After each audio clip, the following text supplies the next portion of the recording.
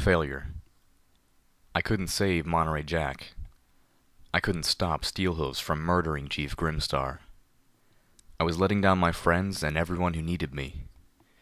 The realization of what I had been doing to those closest to me with my damn addiction cut deep. And as much as I wanted to rage at Velvet Remedy, it was my fault that Monterey Jack was dead. I'd killed him with a mint. Actually, I'd killed him with a whole lot of them. I'd been eating them like... Damn it, they actually tasted like candy. How fucking wrong is that? I was physically exhausted and mentally overwhelmed, on the verge of crying. It took me a long time to pull myself up off the floor and make my way back. The basement was huge, cluttered, maze-like. I took a wrong turn and found myself in a room full of spark-powered generators, half of which were running, making the whole room seem to throb. A bank of them on the far wall were burned and blackened, their metal skins ruptured. One exploded generator was randomly sparking, making the air taste like lightning. The skeleton of a pony, severed in two by a hunk of metal shrapnel, rested forever on the floor a few yards from them. An engineering schematic on the wall told me that these had been the generators which powered the Ministry's magical defenses. They had given their lives, saving the building and its inhabitants from the Manhattan Balefire bomb. Well, all except for one very unlucky maintenance pony. I wondered what her or his name had been. Did the pony have a family? Did they know what happened? All moot 200 years later. Just one more tear. I backtracked and finally found my way to the exit. As I stepped out through the basement doorway, I was greeted by two of Ten Pony Tower's guard ponies. "Little Pip, you need to come with us." I stared at them, then back to the door in the open basement. Was I being arrested? A weight sunk in my heart. They must think that I was responsible for the disappearance of Chief Grimstar. That was fast. But then, I had been running around like a mad pony earlier, and here I was leaving the scene of the crime. Because today just couldn't get any worse. I nodded to the guards, saying nothing, and let them escort me to the constabulary offices. I had been here before. I wondered if any of the ponies I had played seductress with in order to get a private audience with Monterey Jack would be there. They wouldn't need to execute me. I could simply die from embarrassment. One thing was for sure. I wasn't going to say anything. I knew what Steelhooves had done, but what would be the use of pointing a hoof? I'd learned that lesson with Monterey Jack. Ponies turned to stare as they marched me through the 10-pony constabulary. I could hear the half-whispers that followed my passing. I recognized a few of the guards on duty, including the one I had sweet-talked into giving me his pencil so I could write down all the ideas that my PTM-fueled brain had been devising. I drooped my head, wanting to crawl. I glanced up as we passed several guard ponies talking with Steelhooves. From the look of things, he was here of his own volition. That did not bode well. "In here, please," one of the escorts demanded. To my surprise, the door he swung open for me wasn't a cell, but to a nice-looking office paneled in fake wood and full of bookshelves. "Take a seat, and don't wander off. Some pony will be here with you shortly." I looked to him with confusion. "Sorry about the delays. We've had a situation with the chief. You're not on our first priority list today." I was so weary that I sank onto the little couch in the office and didn't move, waiting for what seemed like hours. I checked my pit buck. It was getting late. I was hungry and confused. There was a small radio on a desk corner. I turned it up, wanting to lose myself in DJ Pony's music. Instead, I was shocked to hear Steelhooves' deep voice rumble from the box. "I'm no hero. If you're looking for a hero, look to Chief Grimstar. He bravely sacrificed himself to save all of you. I only wish that I could have saved him." Sheriff Rottingtail had been gathering a veritable army of zombie ponies in the maintenance tunnels surrounding Ten Pony Tower. There was a door in the basement through which the sheriff was going to unleash them upon the innocent residents of this tower. It would have been a slaughter. The Talons hired by the chief learned of this threat, but were not pleased with how things went down. When I encountered the Talons, there were considerably fewer of them than when Chief Grimstar hired them. So they neglected to inform the chief of any of this, leaving all of your lives in jeopardy. When I informed the chief, he insisted we go down to investigate the Talon's story. We found the door and ventured through with the intention of making sure it could not be opened from the outside. We were destroying the terminal that controlled the door access from the maintenance tunnels when the zombie ponies attacked us en masse. Only my armor saved me. I still remember Grimstar's final words, ordering me to flee, close the door, and make sure it was disabled from inside the tower as well. He stayed back, fighting to the bitter end, sacrificing himself to give me the time I needed, to make sure Tenpony Tower was and is safe. I stared at the radio. By Celestia's mane, he was actually going to pull this off, wasn't he? DJ Pony's voice was now on the radio. From an interview an hour ago with one of my faithful assistants, the Tenpony Constabulary has confirmed the Steel Ranger's tale based on a computer entry left by Chief Grimstar. Oh, wait, was that why he trotted me into here? My lockpicking skills seemed virtually unique, but I doubted that my ability to hack a terminal was nearly so rare. And if any pony could do it, who was more likely than a knight of the Ministry of Technology? It was just a guess, a suspicion, but it struck me that Steelhooves was covering his bases. Part of me almost admired what he was capable of. Part of me was angry that he was using Homage's broadcast, dedicated to the truth of the wasteland, no matter how bad it hurt, to spread his lies. I turned off the radio. Some pony finally arrived to speak with me. The debonair gentle stallion who took his place on the other side of the desk was a mottled brown unicorn with glasses perched on his nose and a scroll for a cutie mark. Sorry to keep you waiting. Let's get down to business, shall we? I nodded glumly. I was no longer curious why I was here. I just wanted to get whatever it was over with so I could go on. The unicorn levitated several scrolls onto the desk and opened them. Now, you should be aware that there are expenses that have to be accounted for. The cost of the rope used to hang onto the jack was 35 bottle caps. Fine stuff, premium made. Cost for the executioner was 25 bottle caps. Then there are cremation expenses. The stallion looked over his glasses at me. Unless, of course, he would rather they just throw his body out into the street for the birds.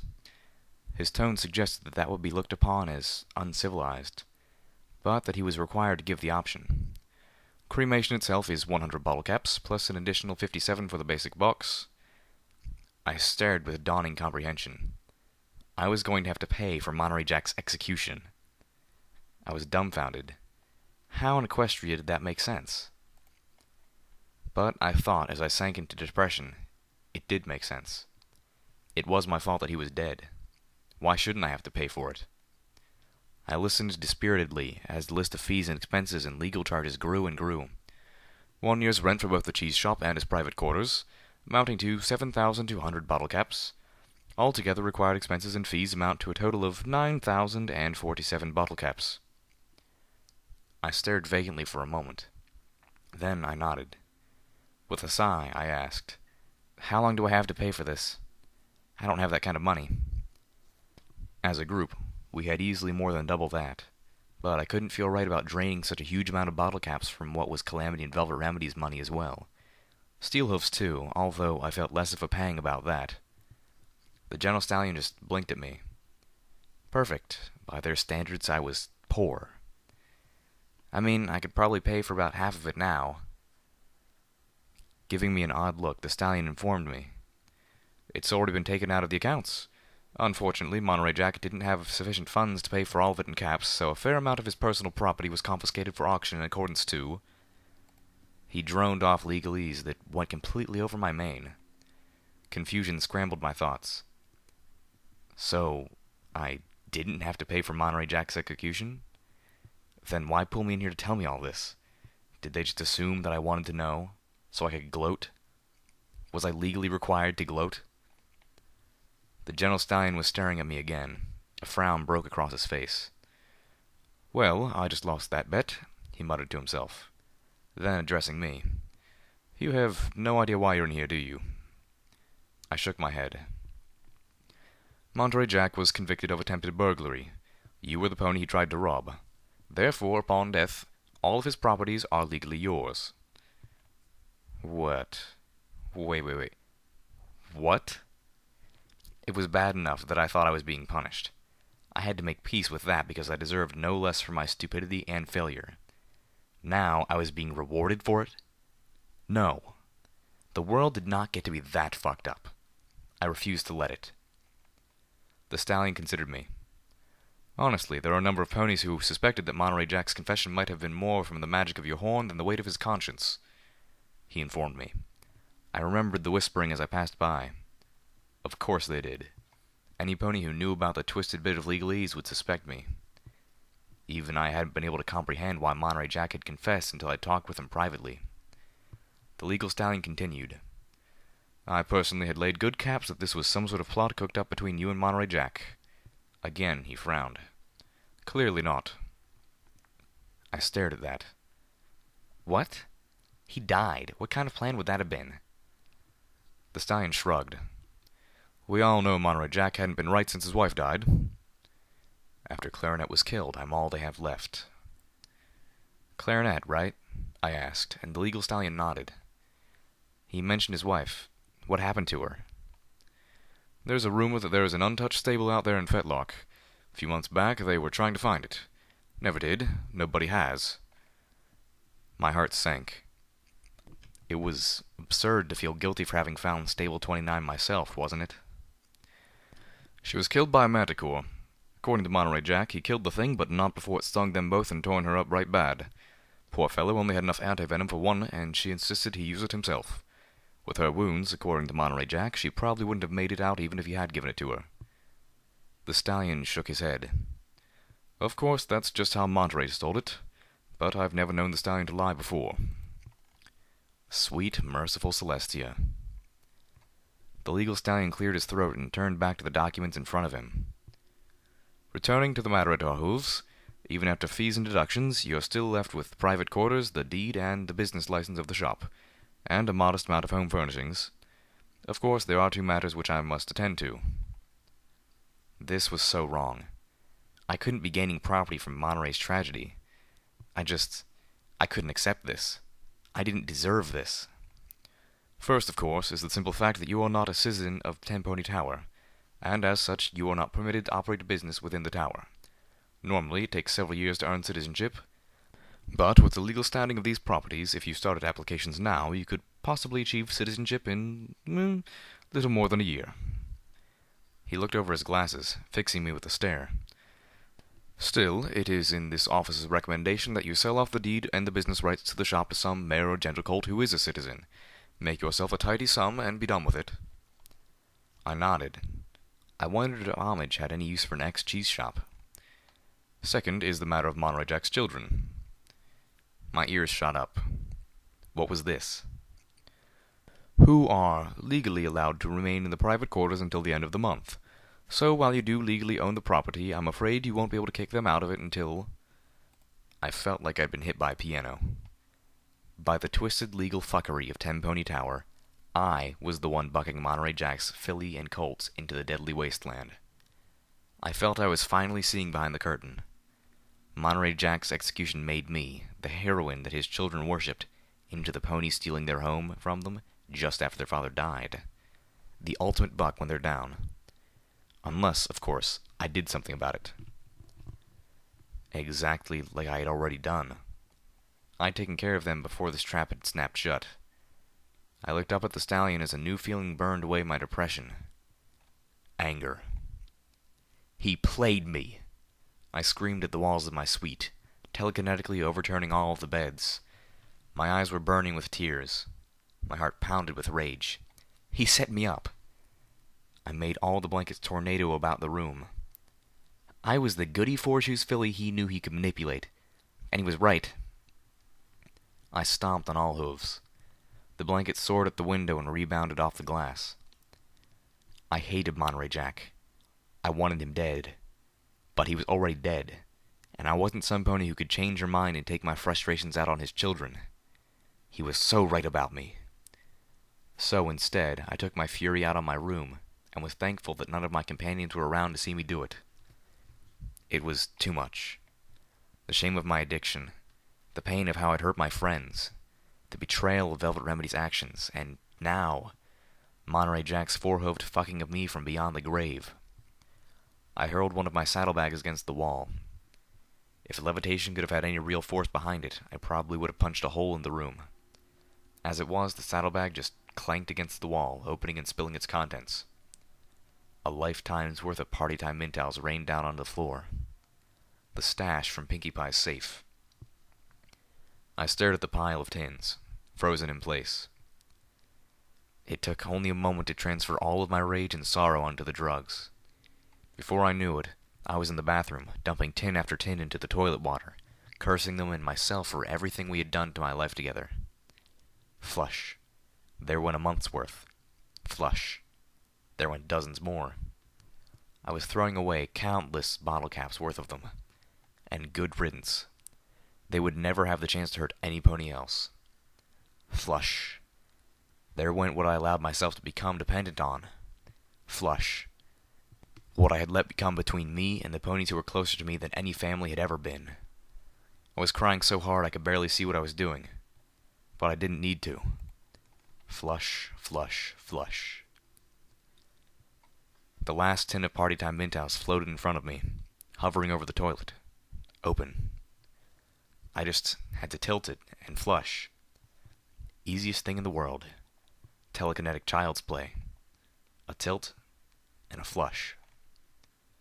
The tin hovered there, not tilting. The last tin. For all the damage they had done, that I had let them do, Party Time mint towels had saved my life and the lives of my friends. More than just once. Should I just keep one tin, just in case? But if I took even one more, I could become addicted again. It only took one the first time, and I couldn't do that to myself. I wasn't Monterey Jack. I wasn't willing to screw me over like that. The tin started to tip. But what if that mental clarity was the only thing which could save my friends? What if it was Calamity's life on the line? Or Velvet Remedy's? Or Steelhooves? Wouldn't they be worth the sacrifice of myself? Yes. Yes, they would. The tin leveled and began floating back towards me. But could I do that to them? Put them through it all again? And wouldn't it be a betrayal to even keep one tin? The tin stopped, floating above the lip of the toilet. Little Pip? Homage's voice startled me from the bathroom doorway. My magic imploded, dropping the tin into the toilet, metal case and all. I looked at her, startled, eyes red and puffy, knowing I looked like a completely ugly mess.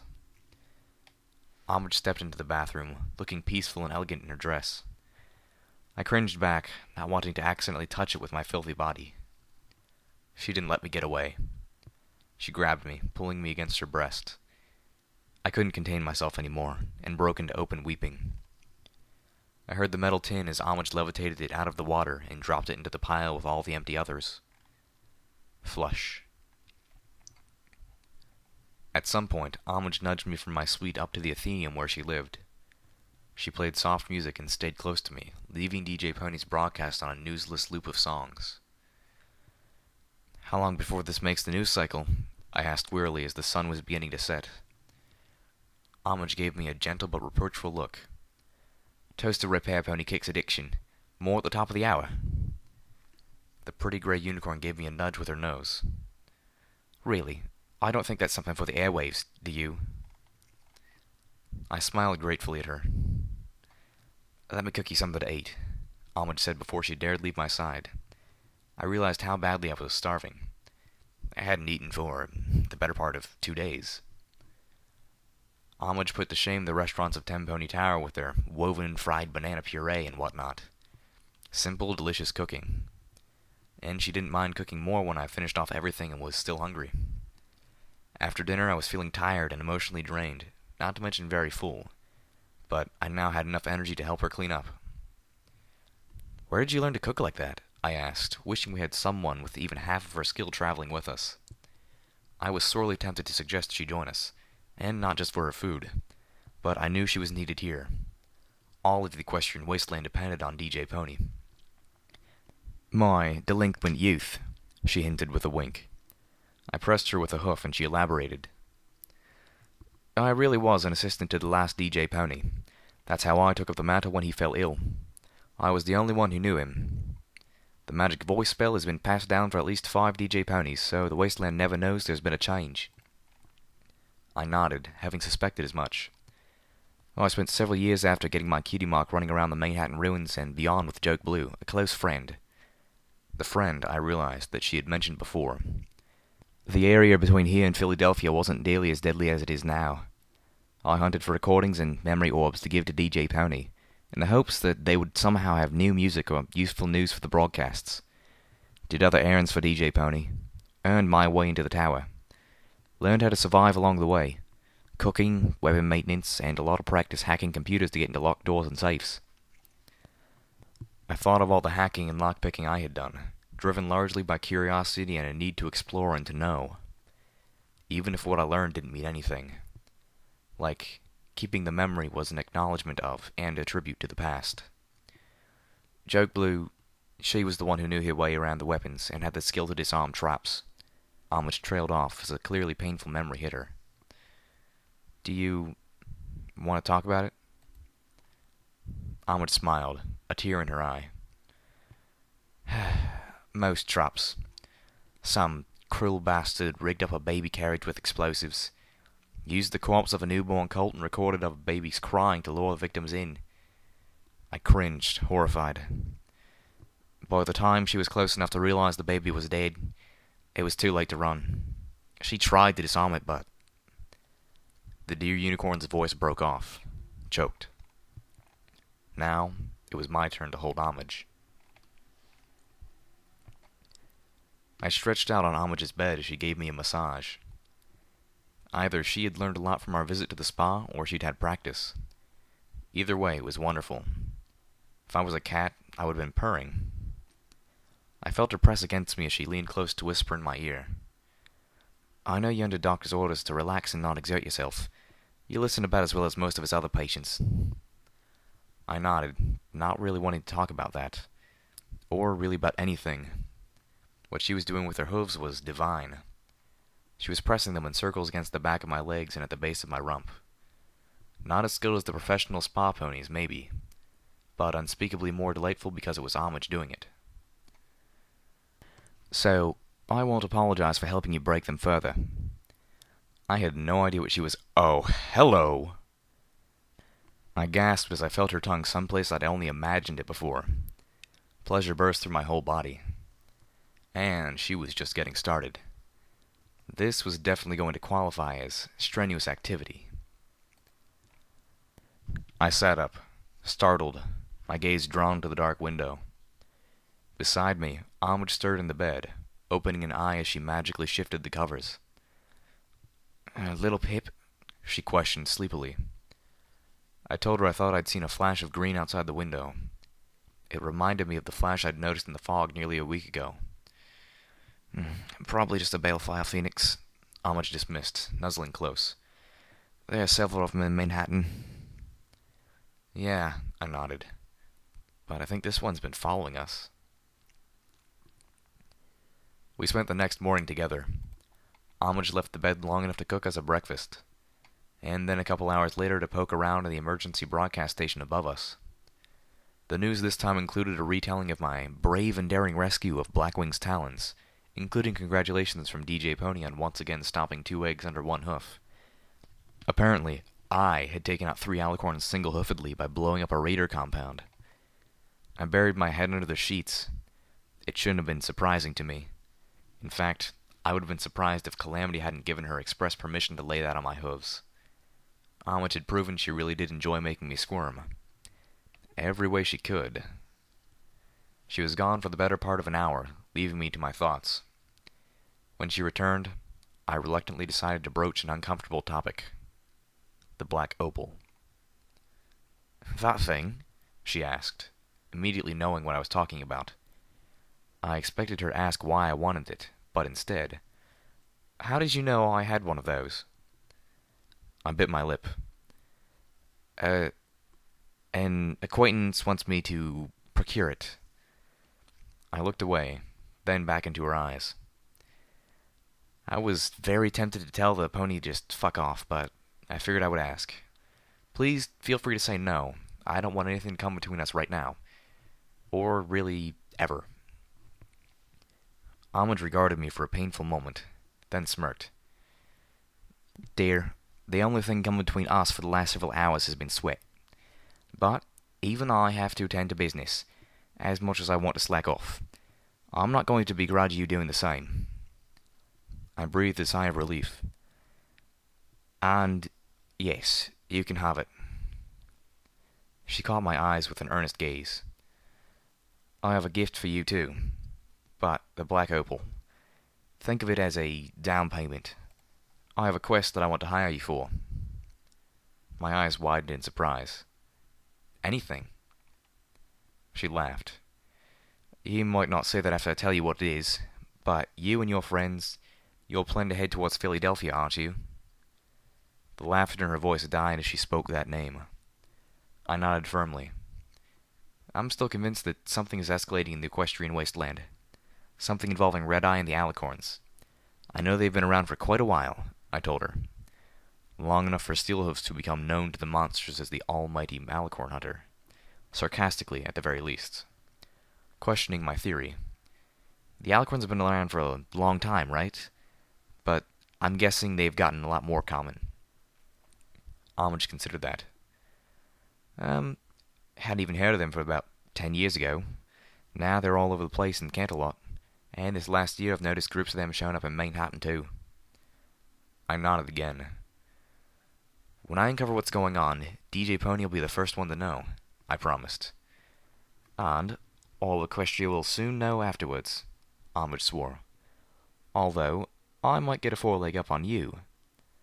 I suspected the innuendo was intentional. If you complete this not-so-little task for me, you remember that bank of blank screens at the EBS? I had taken note of them when she first allowed me inside the MAS EBS, and let me look around. I told her so. Those are the feeds from the Philadelphia Tower. Red-Eye has taken control of that tower, or at least the 3% of the tower that I normally have access to, and locked me out of it. If you're going that way, I want you to attach an override to the mainframe in the tower station. That should allow DJ Pony to finally have eyes in that horrible place. Red-Eye has operated long enough in the shadows. I put a hoof down, although stomping a pillow didn't have nearly the effect. Agreed. Homage pulled down the picture of Splendid Valley, revealing a wall safe with a door made of thickly armored glass. It opened for her magic with a click. There were 3 items inside, 2 of which she floated out, giving to me. The first was the black opal. I gazed at the item full of memories that Watcher wanted so badly. Oh, I want to give this to you as a gift, Homage said with a soft smile and a warm but insistent voice as she floated out a brightly pink statuette of a very familiar pony. I had never seen Pinkie Pie look so young and so alive. I half expected the statuette to jump up, animated by the sheer energy in her expression, and start bouncing about the room. This, I realized, was the real Pinkie Pie. Twilight's Pinkie Pie. In comparison, the mare I had seen in the memory seemed like a shadow. It was a gift given to me from the previous DJ Pony, who got it from the one before him. Oh, I'm told it was given to the original DJ Pony, Final Scratch, by the man of the Ministry of Morale herself. The figurine gave off such an aura of unbridled happiness that I couldn't imagine any pony's morale sagging about her. It served me well, and now I want to give it to you. I looked at Homage, feeling a startled reluctance. I couldn't. This was an heirloom. It was. Oh, I know what you've been through, and I know what she went through it too. You beat it. She didn't. I want you to have this as a reminder, as something to look at any time you feel the urge to bite down another mint owl. I swallowed hard, and, nodding solemnly, understanding the gravity of this gift, I reached out with my magic and wrapped up the little Pinkie Pie in a telekinetic sheath, immediately feeling a jolt. Everything became clearer. My body became more alive. It was more than a little like biting into a mint owl, but it tasted like candy apples and cupcake frosting. What did? Part of my mind insisted. It wasn't like I had just put anything in my mouth. Between the Twilight statuette and Pinkie Pie, I felt almost like I was on mint owls without them. Only cleaner. Better. More wholesome. I turned the statuette around to read the base. It didn't match the others. Of course it wouldn't match the others. Awareness. It was under E. I felt joyous and heartbroken at the same time. The statuette was a reminder, both of what I had done wrong and of the cost had I not been pulled from the abyss by my friends. A sorrowful acknowledgment of the damage I had done, and now I needed to repair. And a messenger telling me that I had the strength to not do it again. And perhaps most of all, a keepsake from Homage, letting me know that she understood my weakness with acceptance and forgiveness. Thank you, Homage. This means more to me than you can know. I floated it into my saddlebag, which Homage had apparently floated up here with us while I was too emotionally out of it to notice. Opening the flap in the pouch where it held all 3 other statues, I took a piece of cloth and tied Pinkie Pie next to Twilight. Now, they could be together again. It was silly, but it just felt right. As Homage closed the safe, I took notice of the last item mounted inside the safe. It was some sort of magical energy pistol, but not of any make I had ever seen, and with a grip that wouldn't even fit in a pony's mouth. Curiosity sparked. I asked Homage about it. Long story, she told me. One night, Joke Blue and I were poking our hooves around Fetlock, trying to find a stable we'd heard about, when there was this strange explosion that lit up the clouds above. At first, we thought it was thunder, but then all sorts of debris started raining out of the sky. Chunks of the strangest sky wagon you ever laid eyes on. We took cover in a burned-out passenger wagon. When it was over, I found this thing amongst the rubble. Homage chuckled. Okay, maybe not that long of a story. What is it? Nastiest magical gun in the Equestrian wasteland has ever seen, to my knowledge. One shot from that thing'll turn whatever you hit into vapor. And not like the magical energy weapons you've seen, which do that only once on a blue moon. Every single time. Homage sounded scared of the gun. I believe you could kill a dragon with one shot from that thing. And with those words, so did I. Where did it come from? I wondered aloud. The idea that there were ponies, the Pegasi maybe, with weapons that devastating chilled me tail to forehooves. Joke Blue figured it was from some sort of flying tank that the Pegasi were experimenting with and it blew up on them. Me? Homage swallowed. I know I'm being a bit foolish, but I can't help but think it fell from a lot higher than that. Higher? I had the strange mental image of items falling to Equestria from the moon, emptying from Nightmare Moon's toy chest. Homage looked a bit embarrassed. You'll laugh. I promised I wouldn't, and resolved not to, no matter how hard it was. The beautifully sexy gray unicorn took a moment to gather her thoughts, then, starting cautiously, I once met a zebra. That wasn't what I expected her to say at all. My ears shot up. I leaned forward. They don't have the same relationship to the sky that we do. Obviously, since they have no Pegasi. But it's more than that. Before the apocalypse, we ponies had always looked to the sky with a sense of joy and safety. We saw the sun, guided through the sky by Celestia during the day, and the moon, Luna's charge, keeping an eye on us during the night. Princess Celestia and Princess Luna were our benevolent rulers, and even though most ponies never met them personally, the sun and the moon were symbols of their kind presence everywhere, and to every pony in Equestria. I felt my body leaning closer, wanting to catch every word of this. I'd never heard Celestia and Luna spoken of this way. When they perished in the apocalypse, the Pegasi closed off the sky, sealing the sun and the moon from us. We turned them into deities to keep them alive with us. Even those trapped underground in the stable seemed to do so. A sort of parallel evolution, if you will. What she was trying to say was almost blasphemous, but I bucked away the desire to admonish her, leaning precariously closer to hear.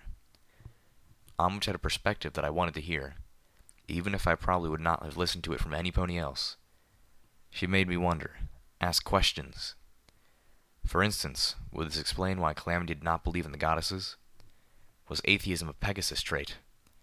Unlike us, they had never lost the embrace of the sun and the moon. The zebras, though, they cringe from the sky, Homage said. The statement was something I would have expected from a propaganda poster, not a pony who had learned this directly from a zebra.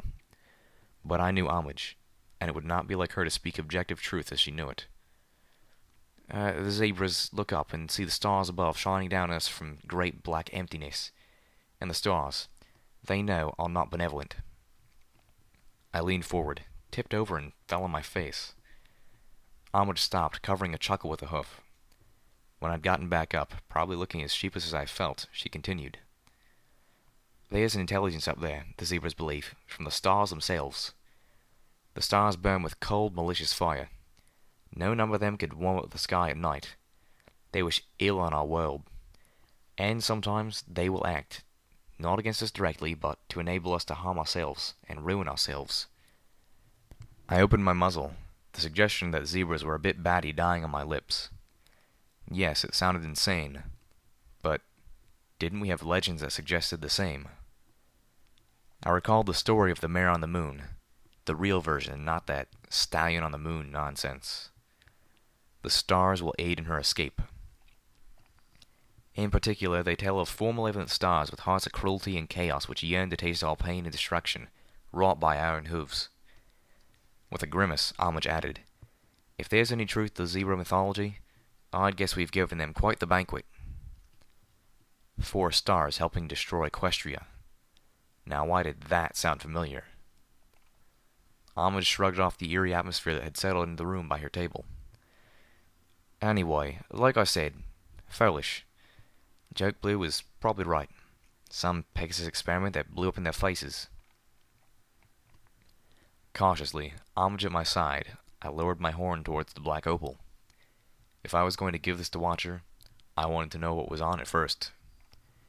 It was only reluctantly that I touched the opal with my magic and let it take Homage and her Athenium away from me.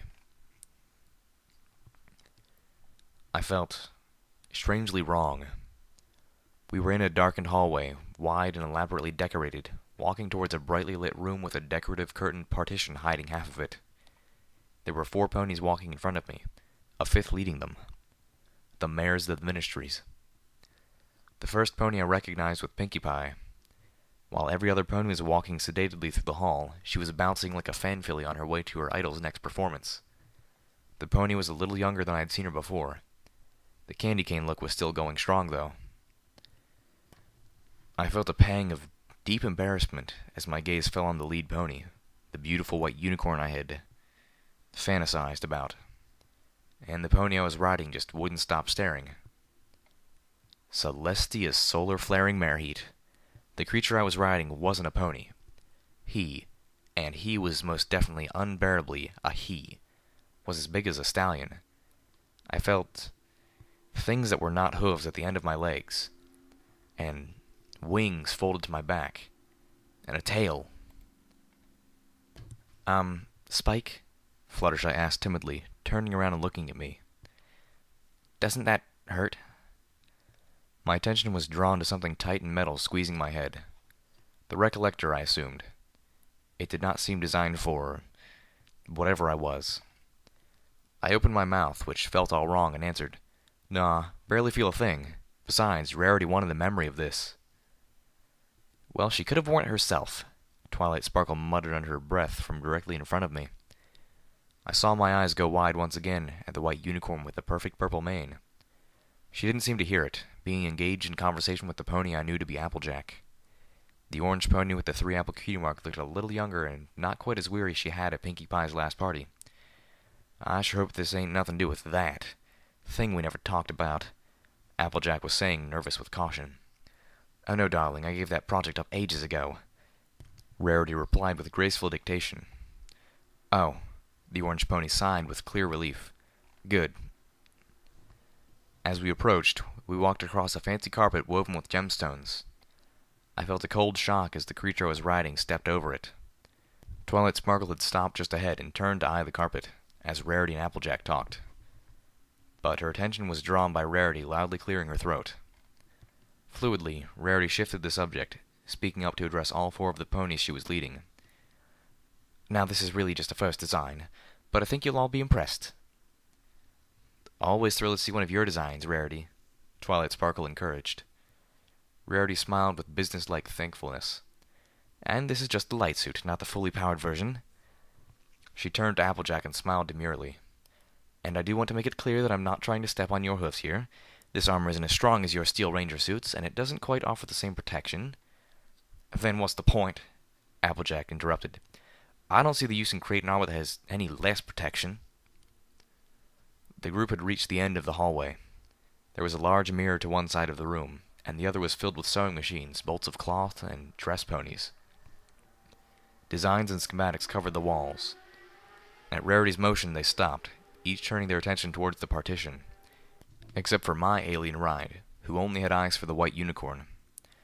Well, because there's more to an outfit than just how well it stops bullets, of course.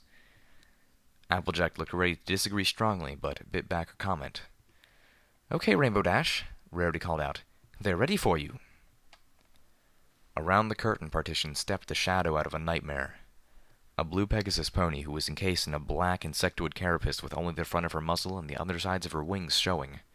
Her tail was hidden within a scorpion-like sheath with a vicious barbed stinger. The ebony suit of armor was sleek and wicked.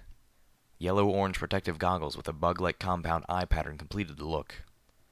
Built into the sides of the suit were antenna-like protrusions, the crystals that tipped those magical energy weapons shimmering with shifting rainbow light. The reactions of the other ponies were immediate. Oh no! Whoa, Nelly. That looks demonic. Ooh, Dashy, you look scary. The creature I was riding turned to watch Rarity suddenly take off. Fluttershy, come back. It's only Rainbow Dash. We turned back in time to see Rainbow Dash push up her goggles with an armored hoof. Her eyes narrowed, a smirk running across her muzzle as she lowered her body into a menacing battle stance in front of the mirror. She growled menacingly, the armor making her look positively sinister. Oh yeah, she said. This is cool. Reality reasserted itself, leaving me feeling very strange. It was good to be back on my own hoofs. I didn't ever want to be that thing again. Steelhooves approached me as I trotted across Tenpony's monorail station. You're headed to meet that Spritebot friend of yours, right? I nodded, eyeing the armor-concealed warrior. Watcher, he said, surprising me. You know Watcher? I blurted out. Then mentally bucked myself in the head. I had to remember to start actually asking Steelhooves questions. I know of Watcher, Steelhooves intoned. You don't live as long as we have without crossing each other's wake.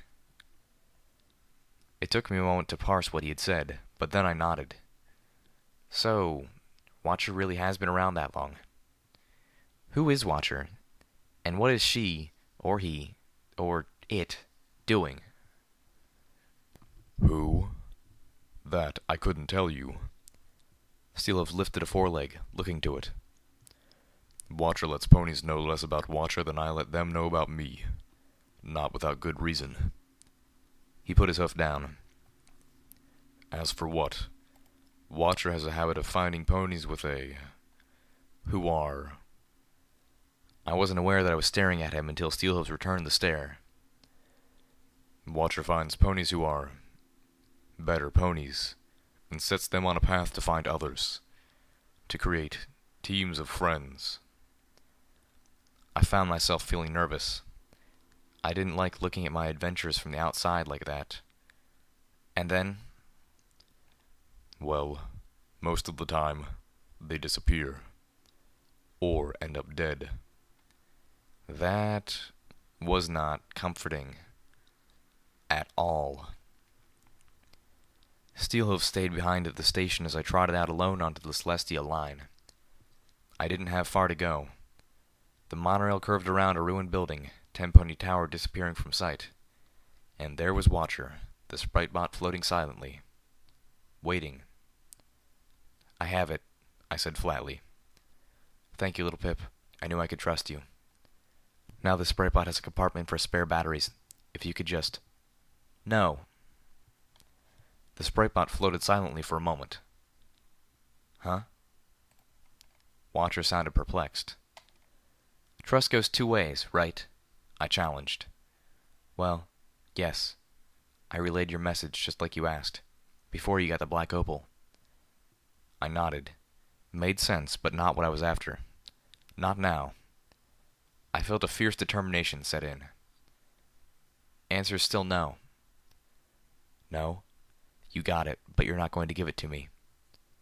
Oh, I'm going to give it to you, I said forcibly. In person. Watcher fell silent again. This time I didn't wait for a response. You talk a lot about virtues and friendship. Well, friends don't run away every time a conversation turns personal. You can't have friends if you hide behind robots and never let any pony see the real you. I snorted. Hell, even Steelhooves does better than you do. You want this? I want to meet you. Why? Because I want to know if you're actually my friend, or if you're just playing me too. Watcher bobbed silently a moment longer. I wondered just how much the stranger behind the curtain wanted this black opal with the interesting but seemingly insignificant memory. Then, just as I was convinced that Watcher would tell me to go take a jump off the monorail, the toneless mechanical voice said, Fine. I blinked. It was the response I wanted, but... You're right, little Pip. I heard a beep from my foreleg. I've uploaded my location into your Pip-Buck. I'll see you soon. There was a burst of static, and the sprite bot floated away on a drum solo. I lifted my leg to look at my Pip-Buck. There was an icon on my equestrian map, far, far away from Manhattan, in the middle of nowhere. It would take weeks to travel there on hoof. But if Watcher thought this would dissuade me, or even delay me, then Watcher was wrong. I had spent one more night in Ten Pony Tower with Homage, after which, sadly, it was time to leave. Our first stop was Fetlock. Calamity spent several hours underneath the Sky Bandit installing the flex regulator and making sure everything was in working order. By the time he was done, it was getting rapidly dark. I've got great news, ponies, he said as he crawled out, looking greasy. We all got ourselves transportation. Velvet Remedy, Steelhooves, and I stomped in thunderous applause. Now, this beauty's powered off an array of spark batteries, and the last 2 centuries ain't been kind. So we'll have to swap 'em out pretty regularly to keep her running. Wait, Velvet Remedy said with alarm. Do you mean this death trap's ability to stay afloat behind you could cut out at any moment? Calamity looked at her almost sympathetically. Nah, she'll start to sag first. Become hard to steer. We'll have plenty of warning. And, I assured Velvet Remedy, if that happens, I think my telekinesis is strong enough by now to keep us going long enough to land safely. There was no way I could live that much for a prolonged period. Not enough to travel anywhere, at least. But I was completely confident that I could keep us aloft, even if the spark batteries died and Calamity fell asleep. For a few minutes, maybe. The others began to gather inside the Sky Bandit. Already, Velvet Remedy was cleaning it with her magic and discussing how to decorate it. Neither of the boys seemed inclined to participate. I floated out a spoon and can of sweet potatoes, opening it. I was hungry again, and I had intended to eat lunch as I planned the next 3 moves.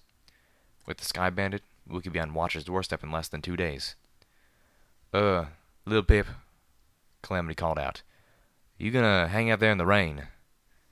I paused, a spoon of sweet potatoes lifted halfway to my mouth. What? It's not. Boom. Thunder cracked directly overhead, and water came down as if somebody had turned on a giant faucet directly above me. I was soaked in an instant, my hair sagging all over my face. The can filled with water, floating chunks of sweet potato out onto the ground. Leave it to a Pegasus pony to know. Tossing aside the can, now mostly full of water, I galloped into the shelter of the passenger wagon. Calamity and Velvet Remedy took shelter behind Steelhooves as I shook hard, flinging water everywhere. There was a beautiful piercing cry, and the balefire phoenix swooped out into the rain through a shattered window. It landed on the seat next to Velvet Remedy, whose eyes went wide. She let out a squeal of delight. You've named her Firelight, Steelhooves asked, echoing my own thoughts as Velvet Remedy fed the bird before curling up under her blanket. We'd been traveling through the air for a day now, ever since the cloudburst had ended. The balefire phoenix had remained with us, or more precisely, with Velvet Remedy. I, personally, found the name a little morbid. It made me wonder about my friend. We took turns sleeping and watching, passing around my binoculars. So far, nothing had shot at us. By now, we had a good idea where we were headed. It was hard to miss the giant mountain jutting up over Equestria like one of those spire towers. Once Steelhooves was certain Velvet Remedy was deep asleep, he stepped over me and whispered in my ear, "You should persuade her to spend less time in that memory orb." I looked at Velvet Remedy. In the last 16 hours, she disappeared into the Fluttershy memory twice. It was like she had an addiction of her own. "That's not a good memory," Steelhooves rumbled, surprising me. I looked to him, wondering how a non-unicorn could know what the memory was. As if reading my thoughts, he answered bemusedly, "I asked her." Oh. I felt like face-huffing. What's wrong with that memory? Fluttershy wasn't like the others. Rainbow Dash wanted to win the war. Applejack just wanted to protect other ponies, especially after Big Macintosh died. Twilight Sparkle, she wanted to please the princesses, especially Celestia, Steelhooves intoned. But Fluttershy just wanted the war to end. That memory is the moment she put her whole ministry into the purpose of finding a way to end the conflict. And she did. I felt a shudder. In a world where not everyone is sane, it is the height of insanity to believe you could create a weapon so devastating, so horrible, that no one would dare use it. Oh, no. I looked at Velvet Remedy as she slept. The same urge that made me discard the memory orb from Horseshoe Tower returned, growing in order of magnitude. She loved Fluttershy, modeled herself after the sweet, shy yellow Pegasus pony. She could never, ever learn this. "Wait," I said slowly. "You said no one." His odd word choice reminded me of my first conversation with Watcher. Steelhooves answered dreadfully. "Perhaps the only thing more insane than believing such a weapon would bring peace is creating such a weapon. And then giving it to both sides." Steelhooves turned to me behind his helmeted visor. "That memory, that is the beginning of the end of the world. Ultimately, Fluttershy killed us all." We were circling the mountain, pushing upwards. It was night, and Calamity was taking the ascent slow as I guided him with my Pip-Buck's map. "All right," he called back. "I was afraid of this. Looks like your friend Watcher lives high enough in the clouds that we'll be above cloud level. We could be okay, but, well, 'tain't safe traveling above the clouds. At least nowhere where there's civilization above." Every pony was awake, as was Firelight. We all nodded, readying ourselves. I had no idea what to expect when we pushed through the cloud cover, but I doubted it would be a cheerful welcoming party with smiles and muffins. Calamity flapped his wings, carrying us upward into the cloud curtain. It was like being plunged into a slightly damp fog. All I could see was the rust-colored Pegasus pulling us through the sky, was a hint of his orange tail. A moment later, the Sky Bandit burst up through the cloud curtain, and the night sky expanded infinitely around us with evil stars. A beautiful full moon hung in the sky behind the mountain peak, silhouetting up it like a vertical rip in the universe. Velvet Remedy let out an awe-filled, "Ooh." Firelight gave a musical cry. The jaws of vertigo clamped down around me. My legs went weak, my knees giving out. Irrational panic told me that I would somehow be sucked out of one of the windows and fall endlessly up through space. Maybe one of the stars would get me. I clutched the side of the passenger wagon, looking down at the clouds. That was much better, and just as beautiful. The clouds were laced with silver from the moonlight, glowing with a gentle, calming light. My eyes, it was under E, spotted a glint of metal on one of the cliffs. I asked Calamity to pull us closer. I had expected it was Watcher, or at least another Spritebot, but instead it was an audio recorder. I floated on to the Sky Bandit. "This had better not be from Watcher," I said, starting to feel a touch pissed. "I don't think so," Calamity said from the front of the wagon. I slipped the audio recorder away, looking out to spy what he saw. I kicked on my eyes forward sparkle. Just in time, too. According to my Pip-Buck, I had found Dragon Cave. I think maybe your friend sent us up here to get eaten, Velvet Remedy said aloud, staring up at the huge dark opening. The Sky Bandit lay parked on the cliff behind us. Steelhooves was helping Calamity out of the pulling harness. The pit bug data is 200 years old, I assured her nervously. So it was a dragon cave 200 years ago. Any pony could live in there now. Well, any pony with wings anyway. A freed Calamity trotted up to join us. Well, y'all plan on waiting outside till the sun comes up? Then, just in case we were, I don't recommend it. Velvet Remedy shook her head. Of course not. Little Pip, you go first. Oh, thanks a lot. I shot her a look. Well, Watcher is your friend. That remained to be seen. I took a step forward. There was a heavy thud from inside. Something moved in the darkness, coming closer. Something big. Ursa Majors don't grow wings, do they? Velvet Remedy asked nervously, making me want to buck her. Hard. I was frightened enough already. A dragon poked its head out of the cave. A huge, gigantic, fully adult dragon who could easily eat 2 ponies in one bite, even if one of them was Steelhooves. 3 if 2 of them were Homage and myself. Hello, little Pip. I'm Spike, the dragon said in a voice that was neither as terrifying nor booming as I expected. And don't worry, I'm not going to eat you.